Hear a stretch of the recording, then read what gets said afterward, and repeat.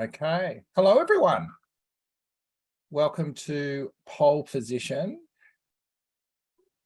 My name's Peter Lewis. I'm Director of Essential Media. I'm with my regular partner in crime, Katharine Murphy from Guardian Australia, but we are without Ebony, although there is a photo of her up there at the moment. I don't know if you can all see that, but she is in the sick bay and she has entrusted me to run this discussion today. So get ready for some thrills and spills as we work our way through the Guardian Essential Report in our fortnightly poll position.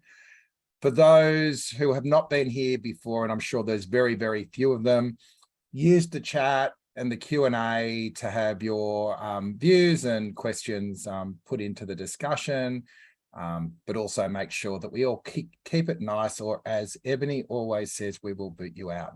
I'm joining you here from Gadigal Land in Sydney. It's a beautiful sunny day up here. I suspect Katharine is just in the bunker in Parliament House. So wherever you are, you will join us in recognising the land that we're all on was never ceded and paying respects to elders past, present and emerging. So the way we normally kick these things off is just to do a bit of a sit analysis, isn't it, Katharine, about what the mood is in Canberra. It's the week after budget. There is IR reform going through the House. Of course, it's the first Tuesday in November. So apart from the race that stops the nation, which we have got some polling on, it's also the Reserve Bank board meeting that stops the nation. I don't know if we're just a little bit ahead of that or not, but what's the vibe a week after from the budget, or as I like to call it, the budget, because it was a little one. And where do you think both the Treasurer and the PM are sitting in terms of, I guess, their expectations from a couple of weeks ago and where they've landed now? Yeah. Well, hello, everyone, and hello to Eb, if she's listening while she's at home sick. This for Peter and me is sort of a, kind of throwback to when we used to do this by ourselves. So anything could happen, really. But anyway, we'll try and keep it on track. Hello, everyone.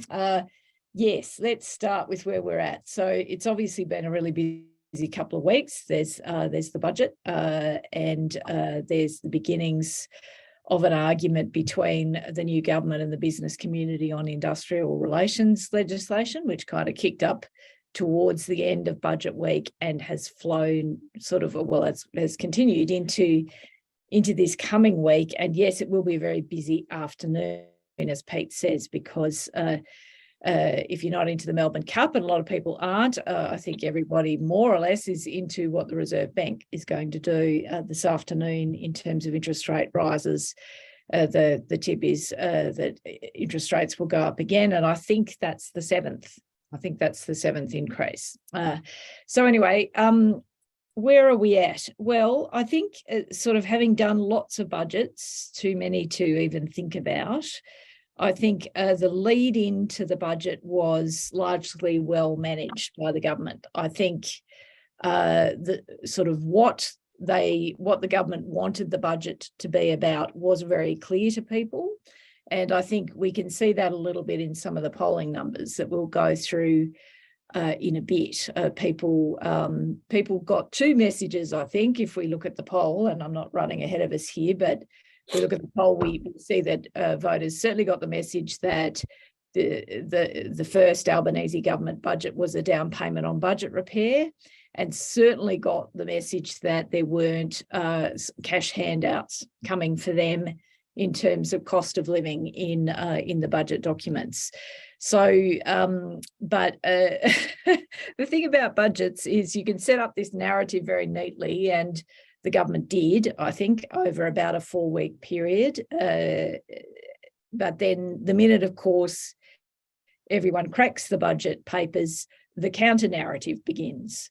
So it's sort of like, I think in the government's mind, they wanted the budget to be about about several things, about election promises, about a down payment on budget repair, because obviously one of the fastest growing measures in the budget papers at the moment is the interest we're paying on the borrowing for the borrowing that is funding various expenditures. So And so it was sort of in that promises, budget responsibility kind of frame. The minute the budget papers open, cost of living was far more central because in the inflation section of the budget papers, there were some forecasts about energy prices, the direction of them this year and next. And even though I think a lot of people are conditioned now to the fact that energy prices are going up, and there's not a lot of options to do anything about that quickly, I think nonetheless a focal point emerged around those energy forecasts. And then the sort of more radical element of the budget was sort of to the fore. And by radical, I mean over the last several years, and some folks on with us today will have been with us because these conversations basically started in the pandemic. And a lot of people will have been with us throughout that time. So the pandemic has really conditioned all of us, conditioned the country to have different expectations of budgets, of governments, which is sort of really interesting. We now sort of have this expectation that government will be present and empathetic, and governments will also react to short-term discomforts and pressures. And I think the new government, Anthony Albanese and Jim Chalmers, sort of wanted to start to turn that mindset slowly, not away from the idea of empathetic government, that's their whole pitch, but from the idea that the answer to every short-term turbulence is that the government will give people money or give people temporary assistance in order to weather those cost of living pressures. And obviously that has to happen, because if we do this in perpetuity, it's obviously we get back to the debt problem that we've got. Also because the Reserve Bank at the moment is trying to basically fight inflation in the economy by lifting interest rates, and will likely again this afternoon. So fiscal and monetary policy do need to align better. The more kind of stimulus you put in the economy, the worse inflation gets. So there's that whole picture. But I think always sort of when you sit in a room and you war game the reception for the budget, how's it going to go? What things are people going to pick up on? It's one thing to do that in theory, as a new government say, look, we've got to turn a bit of a corner here. We've got to redraw expectations a little bit, and we're going to do that in our first budget. It's one thing to do that in theory, and then it's another thing to experience it when you stand up in budget night and all of a sudden your budget is sort of not exactly what you thought it was going to be about. Can I ask you about the dynamics in the lockout when the papers are delivered? For those that haven't lived through the 7 sorts of hell that is a budget lockup, you basically are locked up with a whole bunch of pretty dense books to work your way through. Was there an aha moment where everyone went, oh, look at these energy numbers? Or was it something that was seeded in by government and Treasury officials? Or how did that whole dynamic play out? No, I don't think it was like that. Although in terms of the, I don't know what happened down the other end of the corridor. If people listening can envisage the parliamentary press gallery where we are locked in these days. It used to be committee rooms in Parliament House. Now we are actually locked in. Oh, you're just in your own office now? Yeah, we're basically imprisoned in the press gallery for a number of hours, which is, anyway, I was going to make a joke, but I won't. So we are at the Werribee end, and the Treasurer and Treasury sort of start the walk through down the other end of the gallery. So where do they start at News Limited, or do they come to you guys first? No, I think it's other end. So I think the first office they probably visit would be the Nine newspaper office, because I think that's the first one you hit. So anyway, I don't know what happened down the other end, because the thing about lockups is that you're very compressed for time. I mean, that no one's hanging out in the corridor working out what the hive mind tells you at the best of times, and you're certainly not doing that on budget day. So I don't know what happened down the end of the corridor. In terms of where we sat, I think the dynamic of the budget coverage was people looking for the new throw forward bit of information, because we knew there would be funding of election promises. A lot of people very familiar with Labor's election promises now. We knew the major forecasts in terms of the inflation number, the unemployment number, the growth number. We knew this in advance and reported these things. So I think the question on budget night is always what does the whole story tell us, but also what is new? And because those energy figures were unknown until budget night, although we had some other figures that would lead us to a similar conclusion. I think that's why those figures got a lot of focal point on the night, because it was genuinely new information. This was unknown until we all cracked budget paper number 1, inflation section. So well, I'll jump into the numbers. If the cunning plan was to lull us out of any sense that this was business as usual, you'd have to say it was pretty successful. I'm just checking. Can everyone see that? I think it's looking okay. So let's start with a long trend line we've had, which is people's expectations of economic conditions in the next 12 months. And this is almost an economic biorhythm, really. And if you look at the journey from the 61 getting worse to 21 getting better in the budget, I think that must have been something we asked just at the beginning of the global financial crisis, 2008. Yeah. The good times of 09, and then sort of the good times again, 59 better, 16 worse in September 15. And now we're looking at a world, obviously, where we've been through the pandemic, where it never really got to doom and gloom. It was always like 40-30, good, bad. And I don't know if that just changed our expectations or whether government was doing a good job, but now we're back to 52-24. Katharine, that says to me that if the government is trying to get people to accept a sense of the gravity of the situation we face, then they've been pretty successful in it. Yeah, well, I hope I said a minute ago, it's sort of like, I think the lead-in was very successful in terms of that sort of framing of both what the budget would do and the conditions in which the budget was being delivered. And of course, the Treasurer made much of the fact that in advanced economies, there's a very high prospect of a hard landing, which is a bit of jargon, which basically means a recession in the United States and the United Kingdom. And if that were to be the case, then obviously Australia would not be immune from those conditions. So that was very much front and centre in the pre-budget messaging. And if for engaged voters, and a lot of people with us today are obviously very engaged in politics, people would know, I'm sure, that the Treasurer went to the G20 finance ministers meeting a week before the budget, basically to get a bit of a readout from global colleagues about the state of the global economy, which for some of us with long memories was a bit reminiscent of what Wayne Swan did at the start of the global financial crisis. But that's obviously a different level of threat, but similar in that the first Labor budget, sort of after the 2007 election, was initially focused on fighting inflation. That was its sort of front and central messaging. After Wayne Swan took some soundings internationally about the scope of the banking crisis that was going to roll through global financial markets, he came back home from the United States and fundamentally altered the budget. So nobody thought Jim Chalmers was sort of going to just chuck out the budget entirely and start again, a la before the GFC.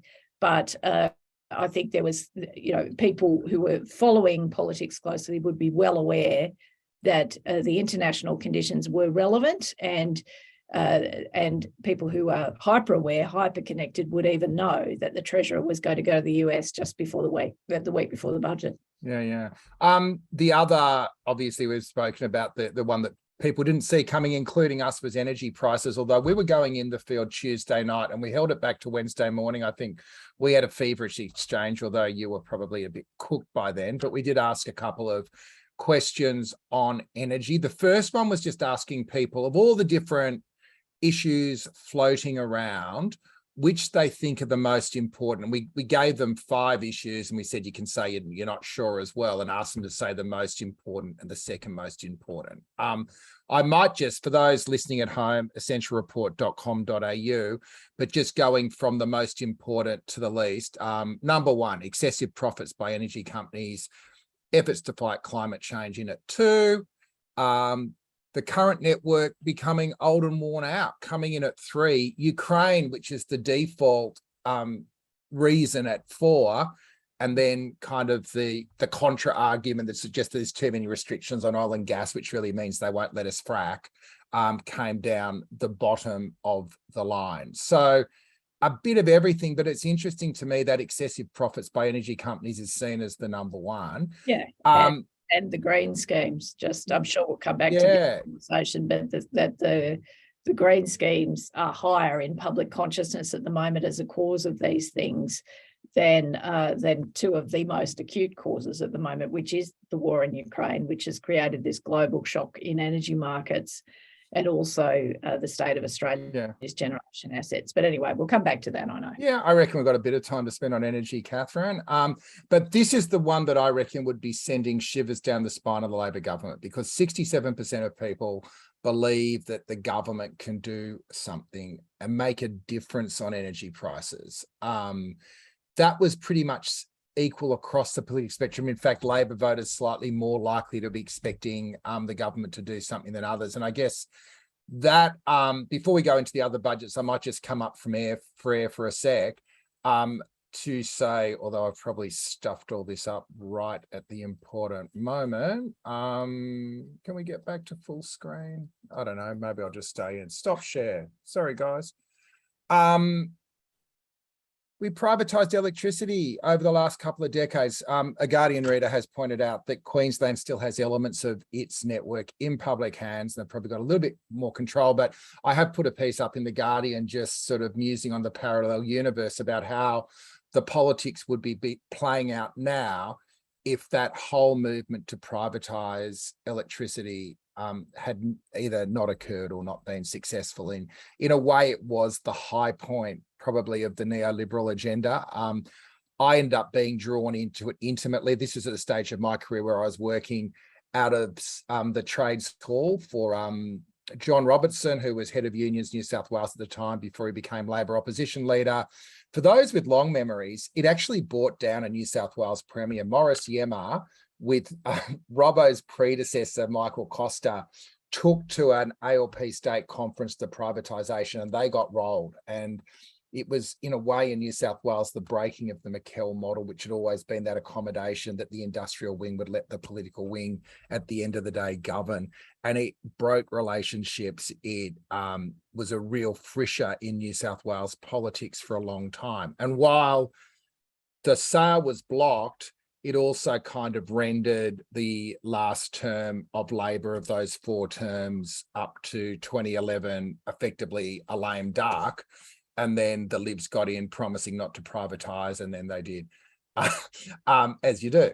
Although, to his credit, Baird went to an election on the issue. And also, interestingly, the ultimate buyers were industry super funds, which always made me wonder whether the whole thing had been framed up rather than the binary of public ownership, private ownership, but workers' capital investing in the system, which is interesting because I think Chalmers is talking about that a lot now. Would have been a very different history. So to wrap all that up, I think that the government's levers are limited, but when you're looking at what government's trying to do, Dan Andrews effectively setting up public ownership of renewable companies, the WA government reserving parts of the gas system, and this talk about a new idea of investment, particularly as we build community grids as opposed to the old distribution grids. It almost feels like by stealth, we're moving back into that virtual reality. So I don't know, Katharine, you were there for that journey as well. I don't know if you carry quite the same scars as me from the actual battle, but would it be a different world with a network of energy companies that were publicly owned and existing in the public interest?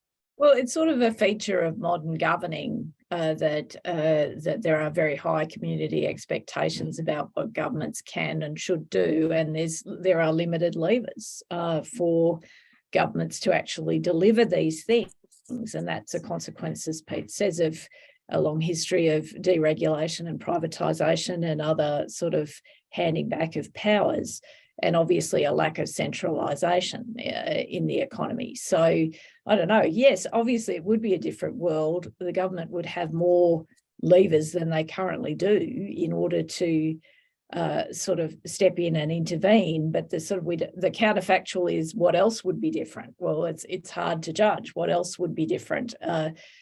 Governments would certainly possess the power, but what else would be different in the market?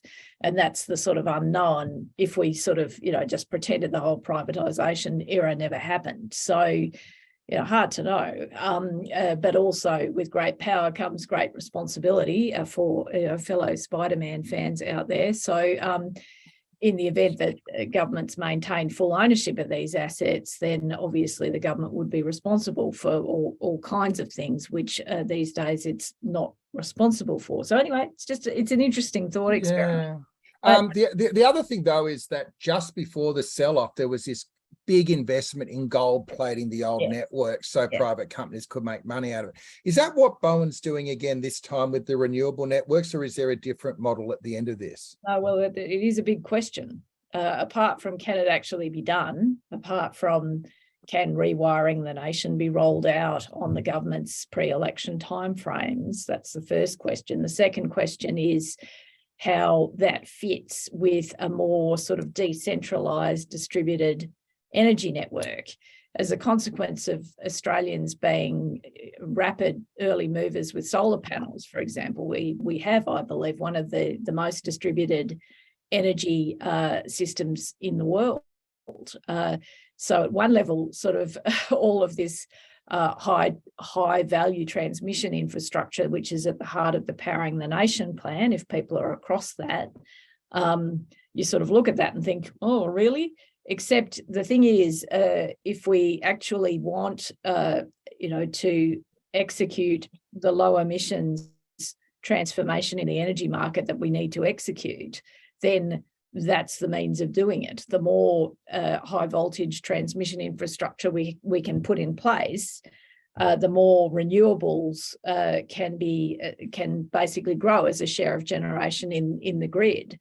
So, but it is a conundrum though, Pete. It's absolutely a conundrum whether or not this is a new form of gold plating. Yeah. The final point I want to just mark as well is the extent to which, when power prices do rise, we've actually got two classes of citizens: those that have had the wealth to put solar on their roof, and those that do not have the wealth or are renting. It seems to me it's almost like we've had a vaccination program where only the rich can be vaccinated.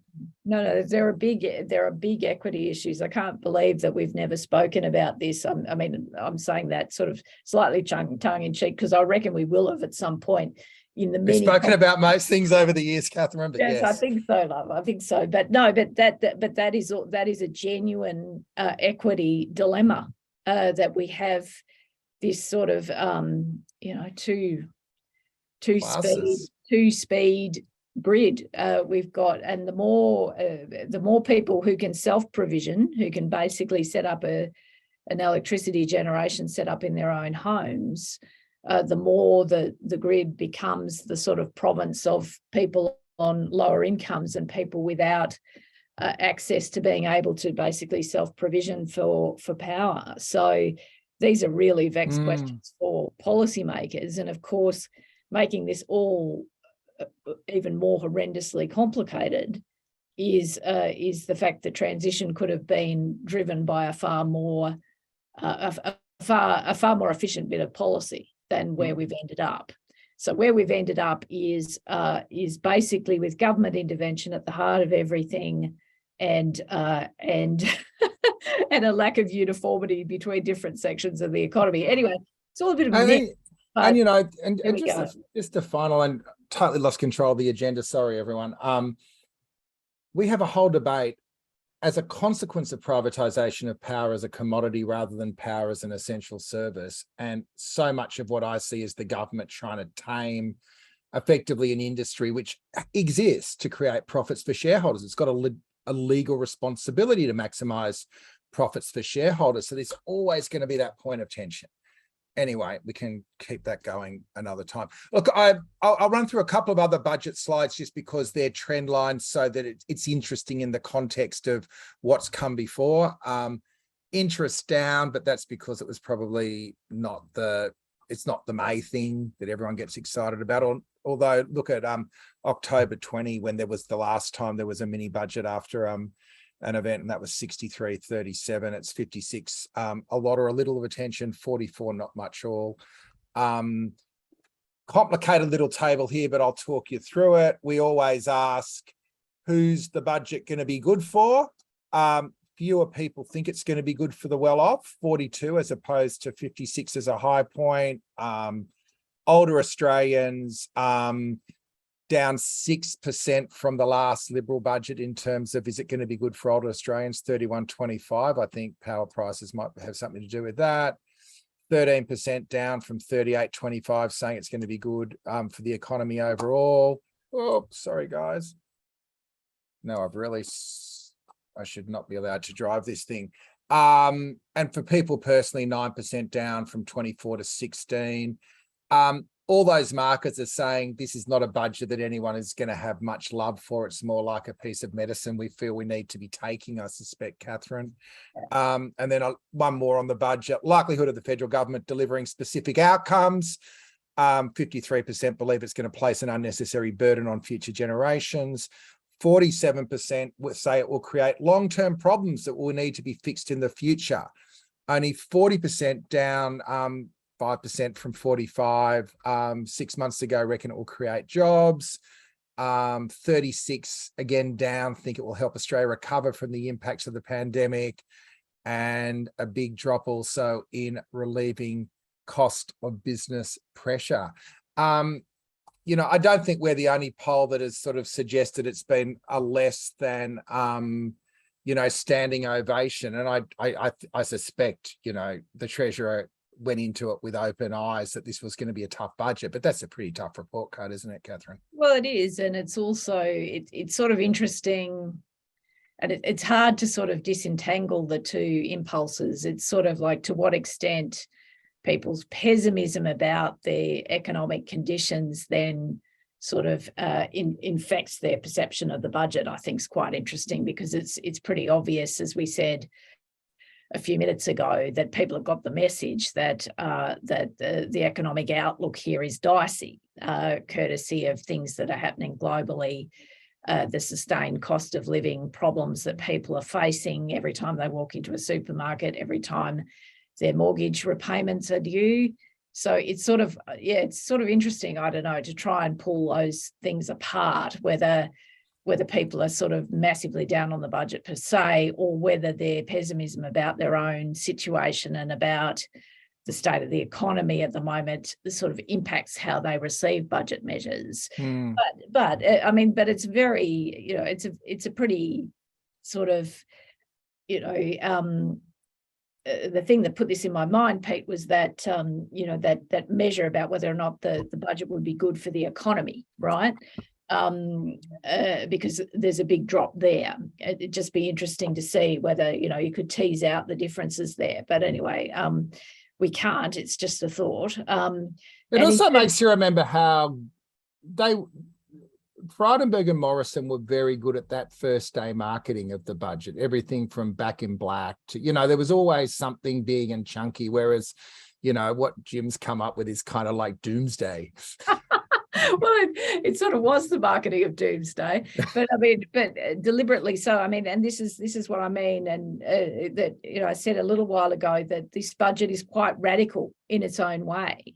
It's radical in the sense that it does mark a jump-off point, a transition point from, the last budgets that we've had were basically an election budget in May, which sprayed an enormous amount of money at people through fuel tax holidays, a tax break for low and medium income earners, and there was still pandemic assistance still sort of washing through the system, right? So there was an election budget, and then the ones, the two before that were crisis Keynesian budgets. They reflected the circumstances of the time. Now, this is a new government that's applying Keynesianism in the reverse, right? It's like it's stopping that trajectory, right? Where when the pandemic hit, we needed stimulus. The economy needed stimulus to avoid sort of going into a protracted recession. People needed help because the government deliberately put the economy into hibernation. That was a decision of government. Therefore, they were morally obliged to assist people, businesses and workers, because the economy had been put, it was like being cryogenically frozen. It was like, who was it? Was it Snow White or Sleeping Beauty? I can't remember, where all the palace goes to sleep. Anyway, that was Sleeping Beauty, but Snow White was asleep. They all sleep at some point. They're all sleeping. Anyway, so this is the first budget in three budgets that has sort of applied the more conventional wisdom that this some version of this reckless spending must stop, right? And so, look, is anyone going to sort of fate the government in the square for that? Is anyone going to high five them at the pub, given how tough a lot of people, have it at the moment? Because obviously cost of living is a real pressing thing, as we all know, right? Is anyone going to high five a government that says, oh, actually this reckless spending must stop? Probably not. And that's what we've seen in this week's poll. Thanks, Katharine. Look, we've got 530 in the room, so thank you all for joining us. As you know, this also gets loaded up as a pod on Katharine's Guardian political podcast, which is a massive honour. We've got a bunch of questions, but I do have some more slides to share first, so I don't know if that's rude if we don't just get through those now. And again, apologies for my screen driving. Just while you're driving the screen, I'll just say quickly again, Pete, just if you are listening on the pod, just a reminder just to go to the Essential website and pull up the slides as we go, because I think we explain what we're seeing, but it would be helpful to people listening to have the slides up as we go. As long as they're not driving. So the other week we did talk about lifting lockdown restrictions, just because it was something that we were musing on, weren't we, Katharine, that we were so obsessed with it for so long. Yeah. Do we think government's getting it about right at the moment? If there's been a weight, it's towards people saying things are moving too slowly here. Yeah. Yeah. So 63% say right speed, 22% too slowly, 15% too quickly. And you can also see the June 20 timeline when it was 67 about the right, 13 too slowly, 20 too quickly. Make anything of any of this? We've got a states breakdown here as well. If that it's interesting because there are obviously, and I want to acknowledge those people. There are a lot of people out there in the community who are concerned, obviously, about the pandemic still being with us, but none of the supports or restrictions that were in place in earlier stages. But it looks very much, well, the behaviour of governments is perfectly comprehensible when we look at the trend in terms of public tolerance for public health measures. Clearly, Australians at this point want to be mentally past the pandemic. And that's the message governments are getting, and that explains a lot of the policy making. You can see Victoria in particular, effectively 30% saying the government's still going too slowly and opening up again. And obviously there's been a specific set of circumstances in Vic.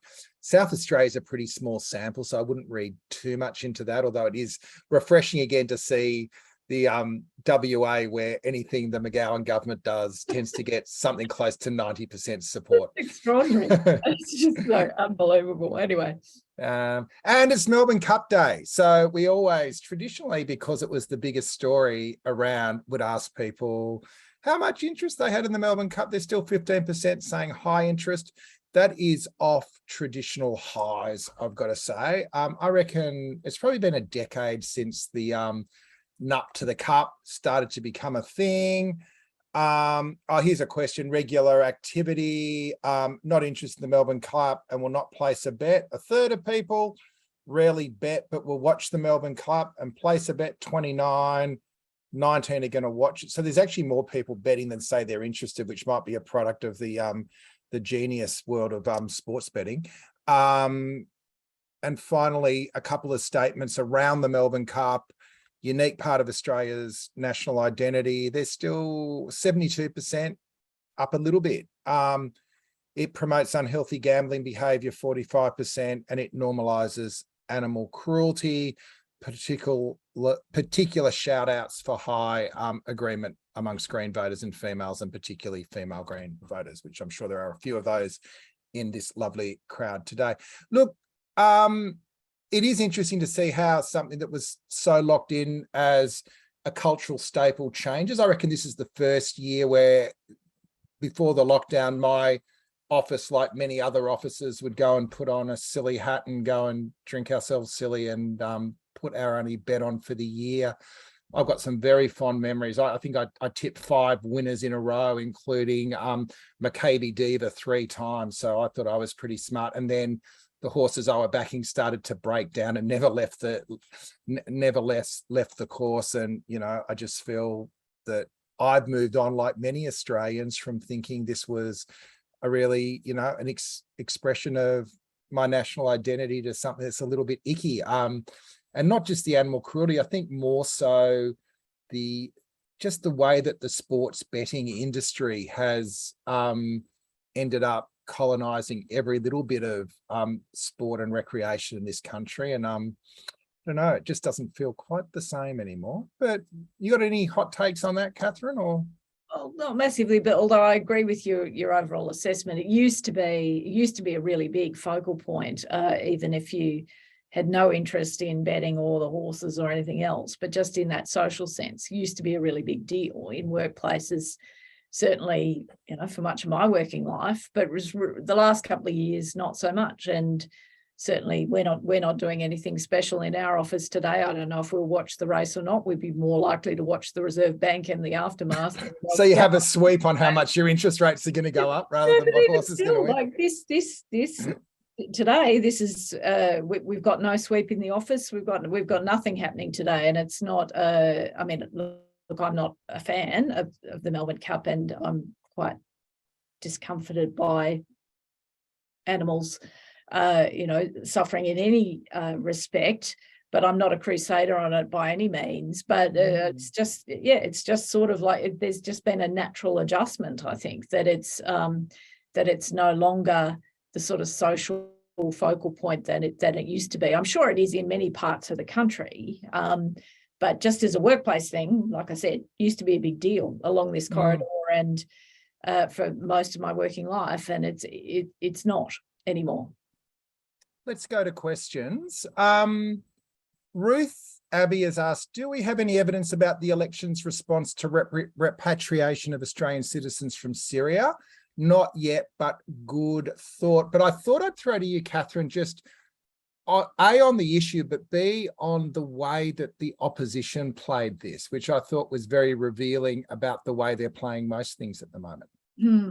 Well, it's sort of like, you know, on the economic front and the post-budget front, I think if you read the polling closely, you can see very clearly what's in Peter Dutton's mind in terms of the politics of all of this.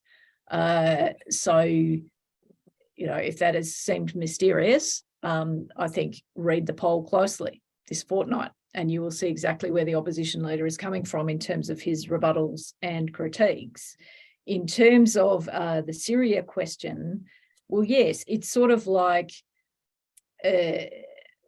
Peter Dutton is not doing what Anthony Albanese did in the first 12 months of his leadership in particular, which was sort of avoiding conflict.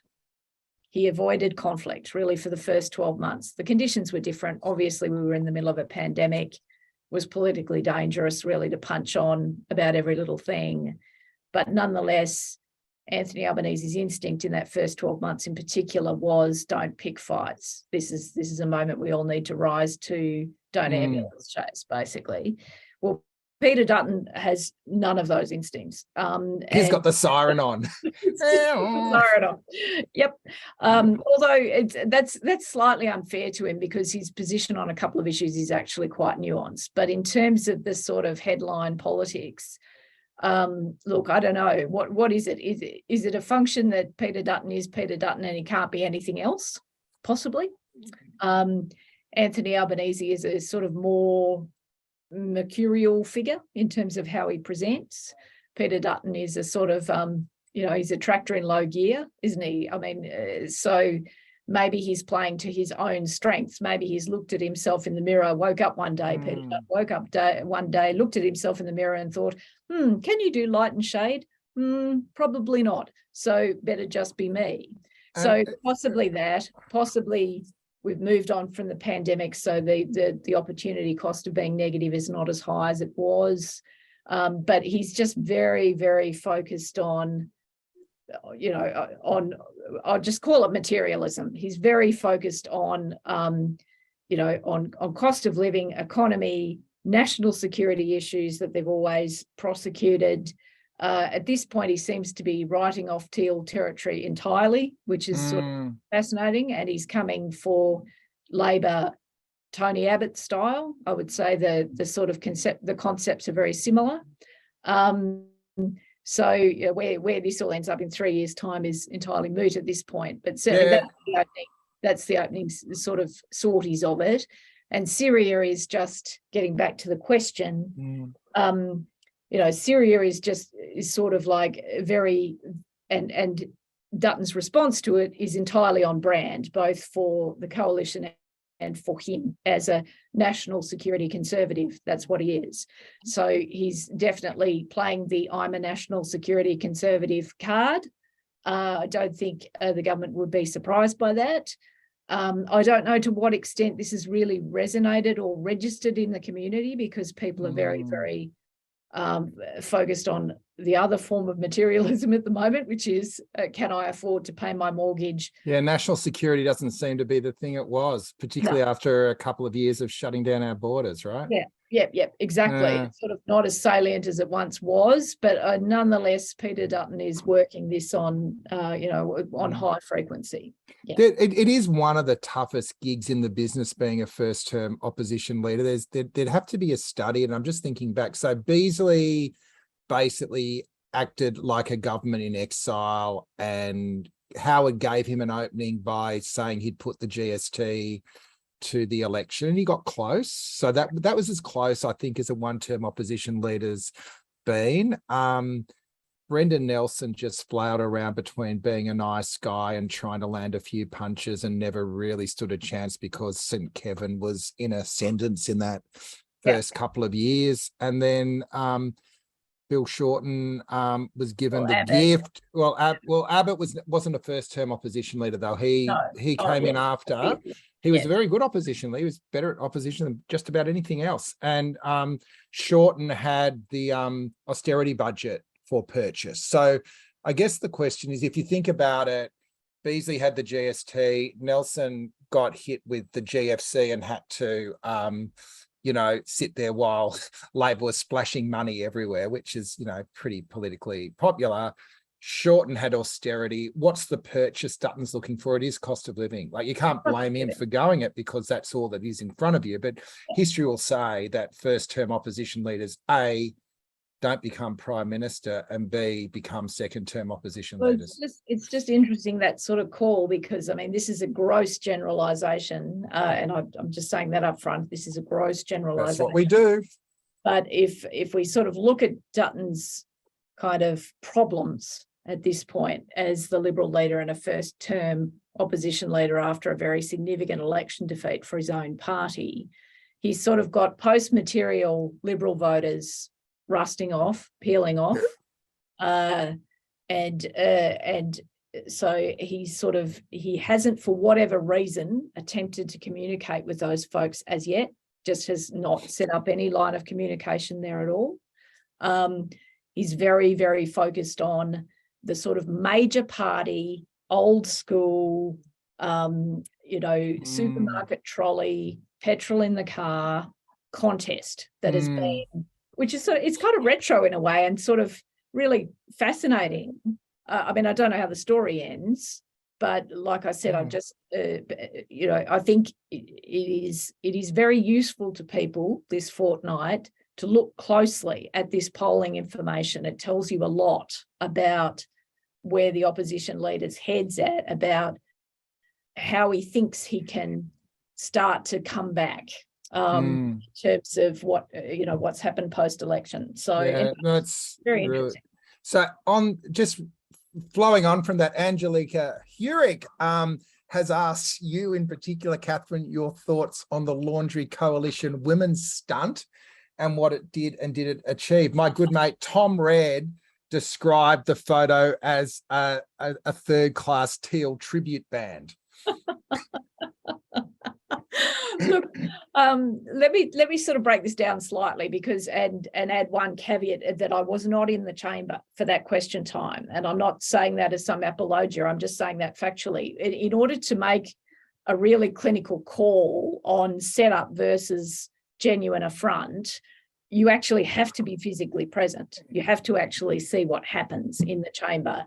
And I, like the rest of the country, only saw what the television cutaways told me, which is that Michelle Landry laughed initially and then 5 minutes later left the chamber in tears, right? I would feel a lot more comfortable about diagnosing that had I been in the room, and I wasn't on this occasion. In terms of though, what are they trying to do? What are the liberal women trying to do? I think that's pretty obvious. And Susan Lee has kind of been sort of at the pointy end of that spear. I think they understand that Labor in the last election cycle did a hell of a lot better than they did at communicating with women on a range of fronts.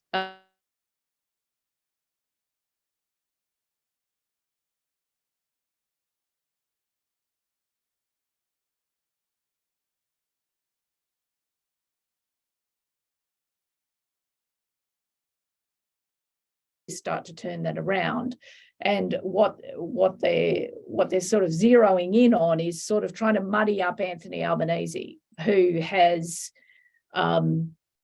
modelled a different style of leadership, a sort of a more recessed style of leadership, which cut through, which a number of voters looked at that and thought, oh, that's actually quite interesting, right? So when I don't think, and wrote in a column, in fact, last weekend, I don't think the government, not the substance of the budget, which I thought was actually very well handled, just at the political level, I don't know that the government had a really great week last week. I think in the parliament, some of the exhaustion showed. I think they were more inclined, the government, to hector and to belittle than to explain their position. Which I never think is a strong suit when you're dealing with really complicated issues. I think there was quite a bit of wobbling along, the line between delegitimising their opponents and looking arrogant, frankly. Yeah. They wobbled well and truly along that line last week, and it was the first time I'd seen it since the election. And so I think Susan Lee perhaps saw an opportunity where Anthony Albanese was less of the thinking, feeling, empathising leader and more cock of the walk, which is what it was last week, right? In order to make a point. And by that, I'm not suggesting anything improper. I'm just saying it's just the cut and thrust of politics, right? They saw weakness. They saw the Prime Minister, sort of fully extended in kind of, I'll grind you down mode. It was pretty good in that Dutton had actually misplaced a key Queensland situ as well. Sure. I mean, and it was sort of like, and obviously, it's quite funny that Peter Dutton couldn't pronounce, it wasn't Yeppoon, it was the other one, Yeppoon, right? So, but there was all this kind of overcompensating going on, right? I think Susan Lee looked at him across the chamber, thought, you look fully extended. You look as though you're trying to get a rise out of us. Well, we'll get a rise out of you. I think that's what happened last week. Just with that caveat, and I mean that, I was not in the room. I didn't see exactly how it played out. So I hope everybody heard the caveat, because it's actually quite important. It is. Greg's got a question that I've had as well, and around our table, it's been a discussion point. What's going on with this UN ban on nuclear weapons and Labor refraining from voting on that? And should we be connecting any dots towards the discussion about more US military hardware on our shores? Oh, goodness. Well, there's a whole extrapolation that I know. not. But let's start with the first bit. Like, what's going on there? Because casual readers like my family thought, whoa, that's weird. Well, yes. At this point, I need to call on the expertise of my colleague, Daniel Hurst, who sadly is not walking among us in the office today. I mean, take it on notice if you like, Katharine. No, can I take that one on notice? Because actually, it's a really good question, actually. And I mean, obviously, I know what's happened, but I don't normally like to tee off unless I've got my head fully around all the bits and pieces of it. So I know what's happened. There's a lot of moving parts on the foreign affairs front at the moment. That is, I'm sure everybody on this, in this conversation today will see. But let me take that on notice. We'll do that next fortnight, I promise. Great. And should we do that as a package deal with the American military? I think that was the Four Corners last night. Yeah. All right. Greg Olson, when will media and economic commentators begin to acknowledge the Reserve Bank of Australia and Treasury already know that the Australian government can never run out of money it issues and can always afford to buy whatever it is to sale in the currency it issues? Spending is always a political decision, not a financial one. Up until a point. Up until a point. Spending, yes, of course. It's not a question of running out of money. That's not the question. The question is to what extent, to what extent your earnings power as a government can fund recurrent spending. It's to what extent there's a gap between what you're raising in revenue terms and what is going out the door in terms of structural spend. This goes into that discussion around modern monetary. Yeah. So all praise MMT for, I know a lot of people are into it. That's fine. Absolutely fine to have that conversation. I think that conversation had a bit more saliency, prior to the return of inflation than it does now. But anyway, putting that to one side, yes, it's what the questioner is saying is true. Obviously, governments don't, quote unquote, run out of money. And yes, of course, governments make political decisions about what expenditures they choose to allocate resources to. Absolutely, no question, no argument. Debt is not a dirty word. If debt, if the acquisition of debt is sort of in the service of a higher purpose, but at this point in time, I completely understand why the elected government is looking at our trends in terms of how much spending is baked into the budget and how much revenue is coming in the door. I think that's entirely sensible position for a new government to adopt. I mean, without sort of going to the ridiculous debt and deficit emergency hysteria that we all remember from the early Abbott opposition leader period. Obviously, it's a balance, but I think I think a whole lot of recurrent borrowing to fund expenditures over the long term is not a great trend. And dare we say the words Liz Truss in this conversation. And that's a whole other conversation about sovereignty and financial markets and all kinds of things. But basically, Liz Truss ended up being the British Prime Minister for 45 days because she promised a whole lot of unfunded expenditures and tax breaks and refused to get her